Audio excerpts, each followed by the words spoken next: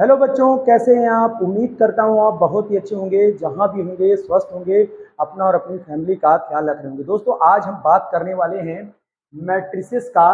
Class 12 का ये जो चैप्टर है मैट्रिसेस, ये बहुत ही इंपॉर्टेंट है और एग्जाम के नज़रिए से यार इससे क्वेश्चन बहुत आते हैं। और यहाँ पर देखिए जो आपके सामने क्वेश्चन है बच्चों, ये बहुत अच्छा क्वेश्चन है।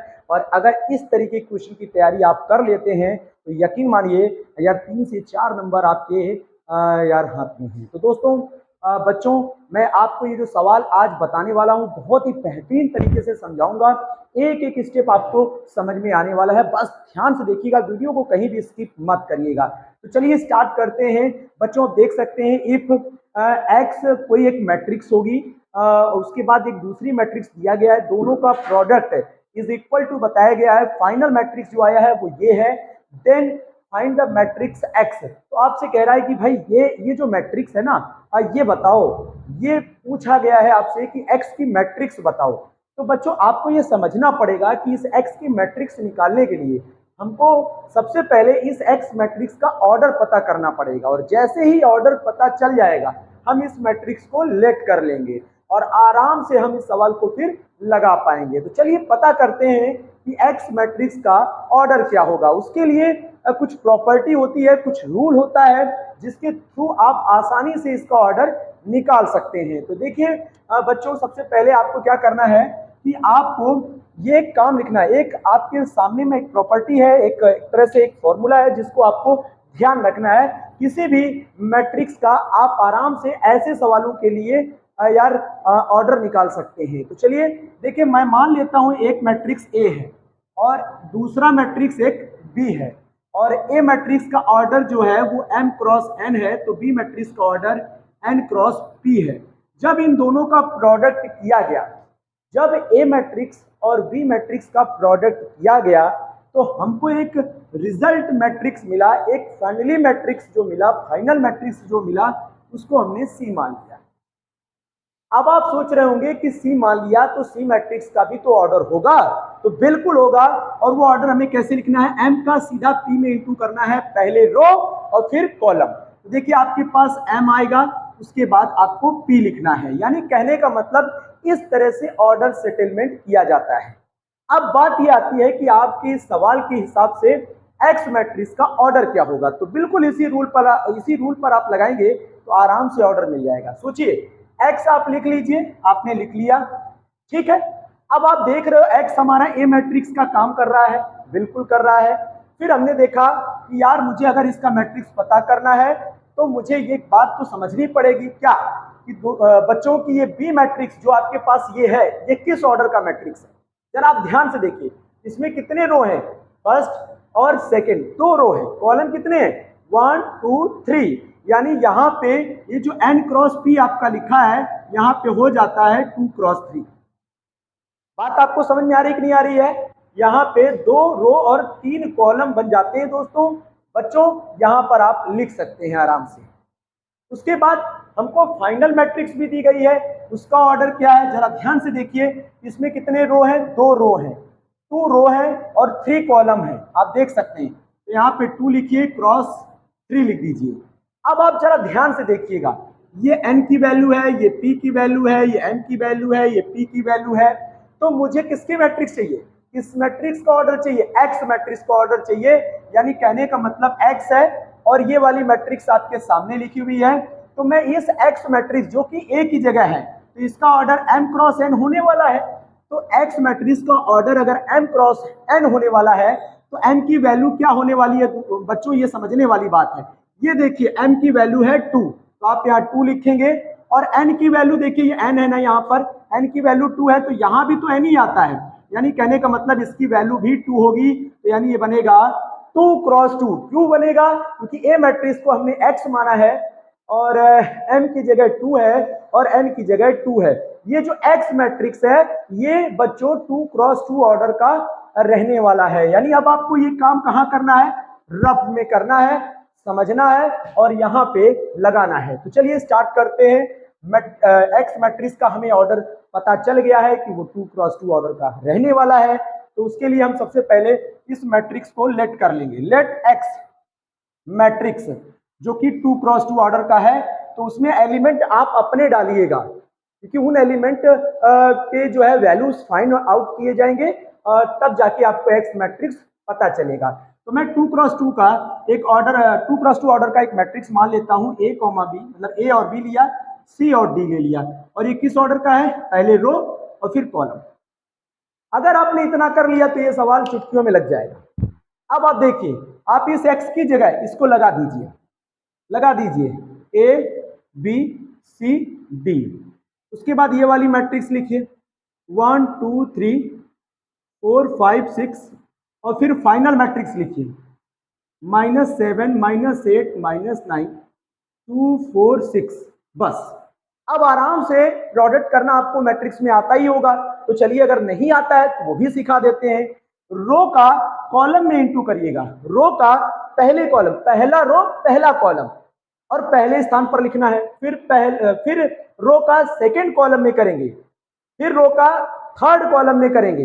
यानी कहने का मतलब है रो का कॉलम वाइज इंटू करके आपको लिखते जाना है और ऐड भी करते रहना है। देखिए कैसे, जैसे कि मैंने ए का इंटू किसमें किया, रो का कॉलम में, फर्स्ट कॉलम में इंटू करेंगे। तो ए का 1 में इंटू ए, बी का 4 में इंटू 4 बी। अब इनके बीच में क्या होगा, प्लस लगेगा बच्चों, यही ध्यान रखना है। इंटू करिए और उसके बाद बीच में प्लस लगा दीजिए। अब हम क्या करेंगे, फर्स्ट रो का सेकंड कॉलम में करेंगे, तो यहां पे लिखेंगे ए का 2 में इंटू 2a, बी का 5 में इंटू 5b। हो गया ना।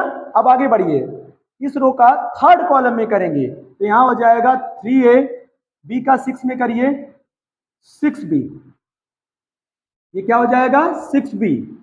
आप समझ पा रहे हैं ना। अब हमें क्या करना है, सेकेंड रो का फर्स्ट कॉलम में करेंगे और नीचे वाले में लिखेंगे सी का 1 में करिए सी, डी का 4 में करिए 4d, फिर सी का 2 में करिए 2c, डी का 5 में करिए 5d, बीच में प्लस लगाइए, सी का 3 में करिए 3c, और डी का 6 में करिए 6d, और इसको बंद कर दीजिए, इज इक्वल टू बाकी फाइनल मैट्रिक्स -7 -8 -9 2 4 6।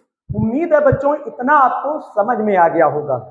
अब कैसे करेंगे, देखिए अब ये जो मैट्रिक्स है, अब ये जो मैट्रिक्स है इसमें कितने रो हैं, 2 रो हैं और 3 कॉलम है। इधर भी कितने हैं, 2 रो हैं और 3 कॉलम है। और ये मैट्रिक्स कैसा हो गया, इक्वल मैट्रिक्स हो गई है।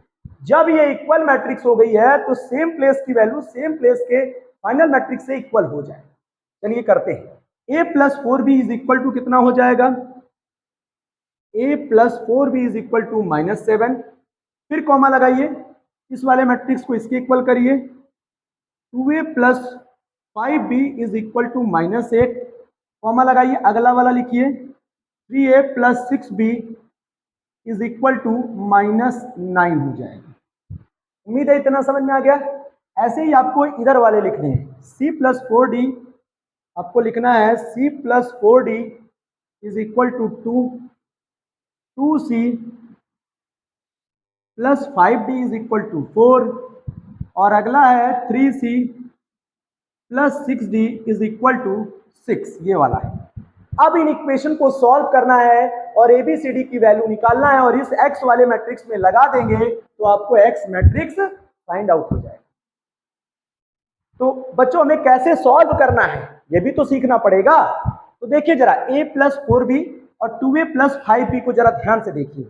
तो मैं यहाँ पे क्या करता हूँ, इस मैट्रिक्स में 2 से इंटू कर लेता हूँ, 2a प्लस का क्या हो जाएगा, पूरे मैट्रिक्स में हम 2 से इंटू कर ले रहे हैं, तो मतलब इस वाले इक्वेशन में 2 से इंटू करिए, 2a और प्लस 8b, और यहाँ हो जाएगा माइनस का 14। मैंने ऐसा क्यों किया, क्योंकि इस मैट्रिक्स में a का कोफिशिएंट 2 है, तो यहाँ पे भी 2 हो जाएगा, तो 9 आसानी से आप सॉल्व कर पाएंगे। अब हम इसको और इसको सॉल्व करेंगे, तो 2a plus 5b is equal to -8।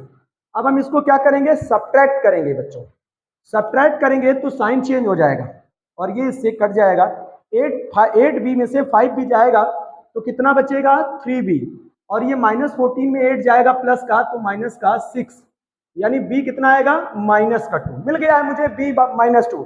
अब मैं क्या करूंगा बच्चों, ये जो v की वैल्यू है या तो इसमें या तो इसमें, जो 2 इक्वेशन मैंने लिए उनमें लगा दीजिए। तो v की वैल्यू मैंने इस वाले में लगा दिया, a और प्लस 4b में -2 का इंटू करेंगे तो -8, इज इक्वल टू -7, तो -7 और ये हो जाएगा +8, तो ए आएगा +1। भाई मुझे ए भी मिल गया, मुझे बी भी मिल गया। अब मैं क्या करूंगा, अब मैं इस और इसको देखूंगा। देखिए ये भी तो ए और बी है, तो अब मुझे उसकी जरूरत नहीं है, मुझे ए और बी मिल चुका है, ए और बी मिल चुका है। अच्छा फिर सी और डी की तरफ जाना है, तो सी ये है, सी डी वाला इक्वेशन एक ये है। आप चाहे ये ले लो, आप चाहे ये ले लो, आप चाहे ये ले लो, कोई भी दो ले लो, हो जाएगा। तो c प्लस 4d, फिर से देखिए यहाँ 2c आ रहा है, फिर से 2 से इंटू करिए, तो 2c प्लस का 8d। आप चाहे तो इक्वेशन का नाम लिखकर भी कर सकते हैं, इधर 2 का इंटू करेंगे तो पूरे में करेंगे। अच्छा इसको एज इट इज लिखा रहने देंगे, 2c plus 5d is equal to 4। Minus करिए बच्चों, माइनस करिए, सब्ट्रैक्शन होगा, 2c से 2c, 8 में से 5 जाएगा 3d, और ये वैल्यू 0, तो d की वैल्यू बच्चों आएगी 0। d की वैल्यू 0 उठा के लगा दो इसमें या इसमें, तो चलिए मैं लगा देता हूं पहले वाले में। तो c प्लस 4 और d की वैल्यू 0 इज इक्वल टू 2, तो c की वैल्यू आ जाएगी 2, क्योंकि ये तो हो जाएगा 0। बच्चों मुझे a मिल गया, मुझे b मिल गया, मुझे c मिल गया, मुझे d मिल गया। अब मुझे x मैट्रिक्स की वैल्यू पता चल जाएगी, तो मैं क्या करूंगा, x matrix is equal to, पहले लिख लूंगा a b c और ये d, इसमें a b c d की वैल्यू लगा दीजिए। a है मेरा 1, यहां लगाइए, b है मेरा -2, यहां लगाइए, c है मेरा 2, यहां लगाइए, और d है मेरा 0, तो यहां लगाइए। और ये बच्चों आपका फाइनल आंसर आ गया है, यही है मेरा फाइनल आंसर। देख सकते हैं x मैट्रिक्स जो हमसे फाइंड आउट करवा रहा है वो आपके सामने है 1 -2 2 0, ये आपका फाइनल आंसर है। ऐसे ही ये क्वेश्चंस आपको सॉल्व करने हैं।